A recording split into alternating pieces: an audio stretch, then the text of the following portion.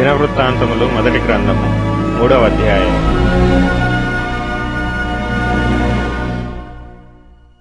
దావీదునకు హెబ్రోనులో పుట్టిన కుమారులెవరనగా, యెజ్రెయేలీయురాలైన అహీనోయమునకు పుట్టిన అమ్నోను జ్యేష్ఠుడు, కర్మెలీయురాలైన అబీగయీలునకు పుట్టిన దానియేలు రెండవవాడు, గెషూరు రాజైన తల్మయి కుమార్తె అయిన మైకాకు పుట్టిన అబ్షాలోము మూడవవాడు, హగ్గీతు కుమారుడైన అదోనీయా నాలుగవవాడు, అబీటలు కనిన షెఫట్య ఐదవవాడు, అతని భార్య అయిన ఎగ్లా కనిన ఇత్రెయాము ఆరవవాడు.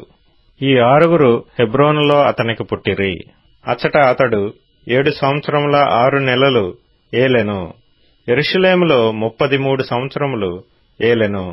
యెరూషలేములో అతనికి పుట్టిన వారెవరనగా, అమ్మీయేలు కుమార్తె అయిన బత్షెబా వలన కలిగిన షిమ్యా, షోబాబు, నాతాను, సొలొమోను అను నలుగురు. ఇబారు, ఎలీషామా, ఎలీపెలెటు, నోగహు, నెపెగు, యాఫీయా, ఎలీషామా, ఎల్యాదా, ఎలీపేలెటు అను 9 కుమారులు. ఉపపత్నుల వలన కలిగిన వారుగాక వీరందరూ దావీదునకు జననమైరి. తామారు వీరికి సహోదరి. సొలొమోనునకు రెహబాము కుమారుడు. అతని కుమారుడు అబీయా. అబీయాకు ఆసా కుమారుడు. ఆసాకు యెహోషాపాతు కుమారుడు. యెహోషాపాతునకు యెహోరాము కుమారుడు.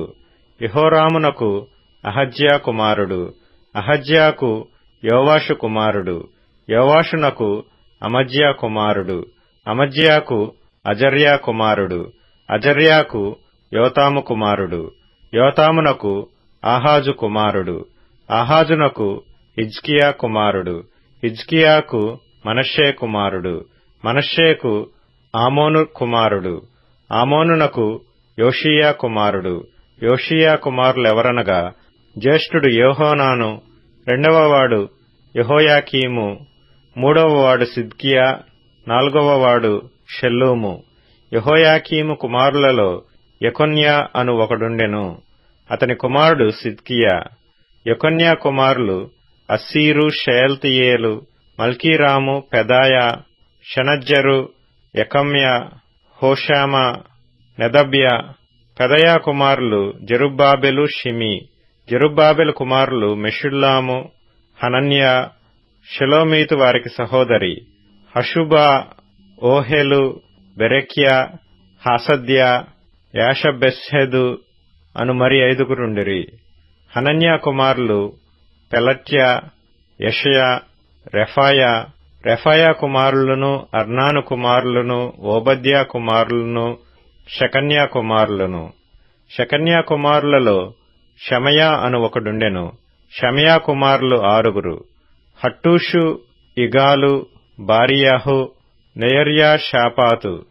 నెయర్యా కుమారులు 3. ఎల్యోయేనై, హిజ్కియా, అజ్రీకాము. ఎల్యోయేనై కుమారులు 7. హోదవ్యా, ఎల్యాషీబు, పెలాయా, అక్కూబు, యోహానాను, దెలాయ్యా, అనాని.